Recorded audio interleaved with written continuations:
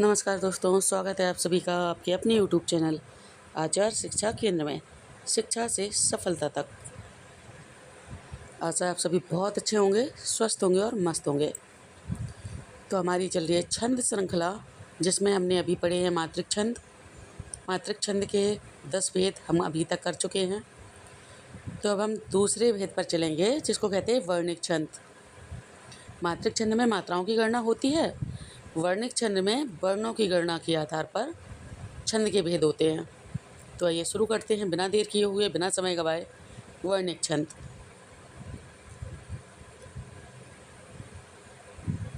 सबसे पहले छंद क्या है? तो छंद काव्य की वह व्यवस्था है जिसमें वर्ण, मात्रा, यति, गति, तुक आदि का नियमबद्ध विधान होता है। छंद कविता को लय, सौंदर्य और प्रभाव प्रदान करता है, अर्थात जो कविता को गाने लायक बना दे, जो काव्य को हर तरीके से सुंदर बना दे, व्यवस्थित कर दे, वही छंद है। तो वर्णिक छंद क्या है? जिस छंद में वर्णों या अक्षरों की संख्या और गणों का क्रम निश्चित रहता है, उसे वर्णिक छंद कहते हैं। इसमें मात्राओं की नहीं बल्कि वर्णों की गणना की जाती है। क्षमा चाहूँगी, गला थोड़ा खराब है।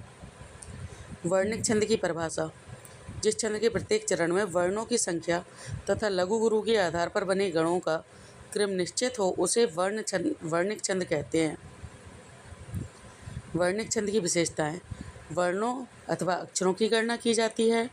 प्रत्येक चरण में वर्णों की संख्या निश्चित रहती है। गणों का क्रम निश्चित रहता है। लघु और गुरु वर्णों का विशेष महत्व होता है।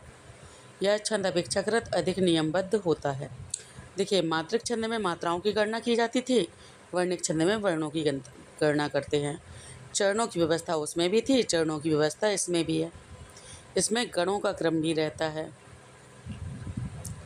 लघु और गुरु मात्राएं होती थी, लघु और गुरु वर्णों का ध्यान रखना है।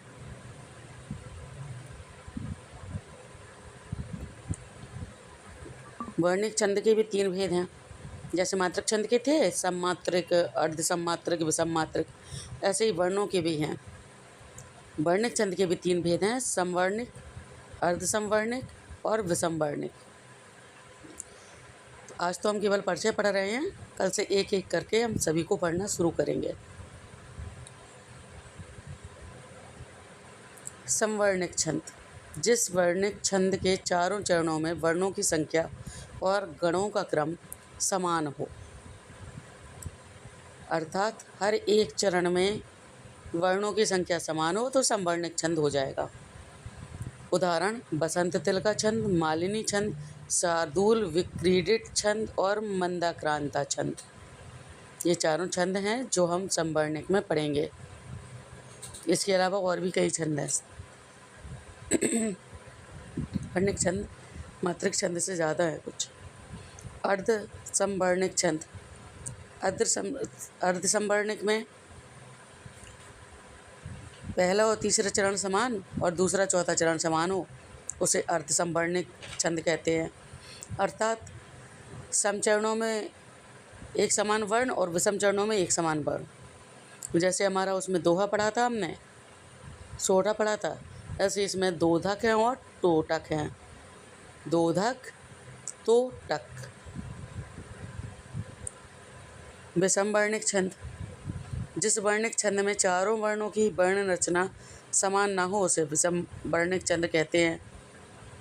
इसमें चरणों में वर्णों अथवा गणों का क्रम भिन्न हो सकता है। जैसे हमने पढ़ा था छप्पय और कुंडलिया, उसमें एक कुंडलिया में एक दोहा और एक रोला था, और छप्पय में एक रोला और क्या था, एक रोला था और एक, कमेंट में बताइए क्या था।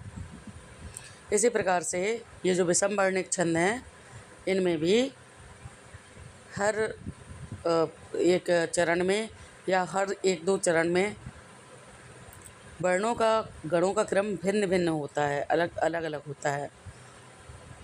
वर्णिक छंद में वर्णों की गणना होती है, जैसे मात्रिक छंद में मात्राओं की होती थी। गणों का क्रम निश्चित रहता है। इसके 3 भेद हैं। हम ये भी कह सकते हैं कि मात्रिक छंद की तरह इसकी भी 3 भेद हैं: सम, अर्धसम और विषम। बसंत तिल का समवर्णिक छंद का प्रसिद्ध उदाहरण है। तो संभावना है कि कल हम बसंत तिल का ही पढ़ेंगे। कल हम बसंत तिल का ही पढ़ेंगे। आज की वीडियो में बस इतना ही। मिलेंगे कल एक नई वीडियो के साथ, एक नए शीर्षक के साथ। तब तक के लिए स्वस्थ रहिए, मस्त रहिए और देखते रहिए आपका अपना चैनल आचार शिक्षा केंद्र। ऐसे ही और जानकारी के लिए दोस्तों चैनल को सब्सक्राइब कीजिए, वीडियो को लाइक कीजिए और शेयर कीजिए अपने दोस्तों के साथ, तथा चैनल को सब्सक्राइब करके बेल आइकन को प्रेस करना ना भूलें, ताकि आपको समय से हर एक कक्षा की नोटिफिकेशन मिल जाए। स्वस्थ रहिए, मस्त रहिए। नमस्कार दोस्तों।